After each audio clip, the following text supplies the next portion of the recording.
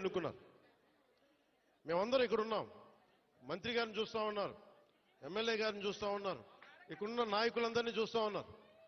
మేమందరం కూడా ఎందుకున్నాం ఇక్కడ అంటే, మీకు 5 సంవత్సరాల కాలంలో ఏదో మాట చెప్పి వచ్చి వెళ్ళిపోవడానికి మేము లేవు. ఇక్కడ అధికారం లేనప్పుడు రోడ్ల మీద తిరిగాం, అధికారం లేనప్పుడు మన్యం ప్రాంతాల్లో తిరిగాం.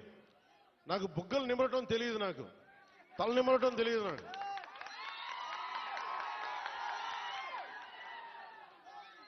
నేను మీ కన్నీళ్లు తుడిచి పారిపోయే వ్యక్తిని కాదు. నేను దూరంగా ఉన్నా, నా రూమ్లో కూర్చొని ఉన్నా, మీకోసం నిరంతరం పరితపించే వ్యక్తిని. ఒక మాట ఇచ్చాను,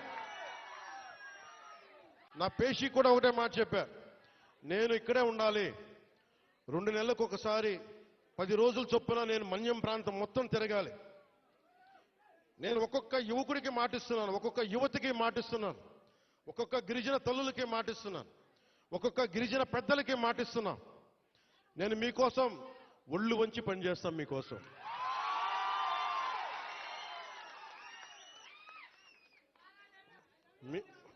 ఐ లవ్ యూ టూ.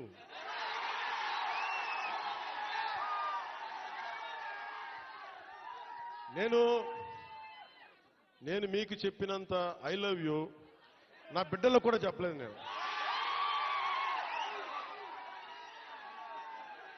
మీరు చూపించే ప్రేమ పవన్ కళ్యాణ్కి అధికారం ఉన్నా లేకపోయినా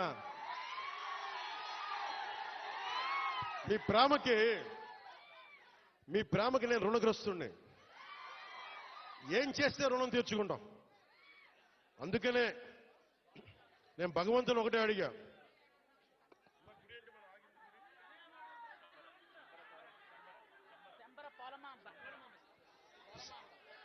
ఇందాక దారిలో వచ్చేటప్పుడు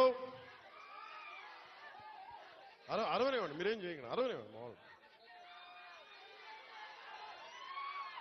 దారిలో ఇందాక వస్తున్నప్పుడు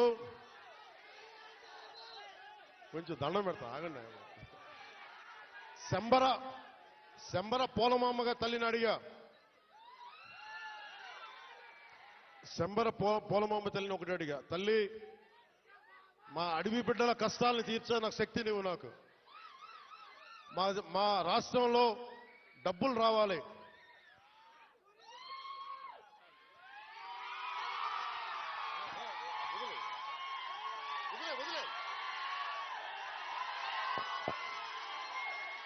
మా సవర సోదరుల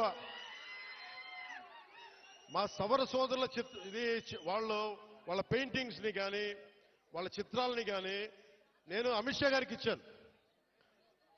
హోంశాఖ మనకి అమిత్ షా గారికి ఒకటే చెప్పాను, చాలా గర్వంగా చెప్పా, ఇది సార్ మా సవరల ఆర్ట్, ఇది మా సవర సోదరుల ఆర్ట్, ఇది మా గిరిజన బిడ్డల ఆర్ట్, ఇది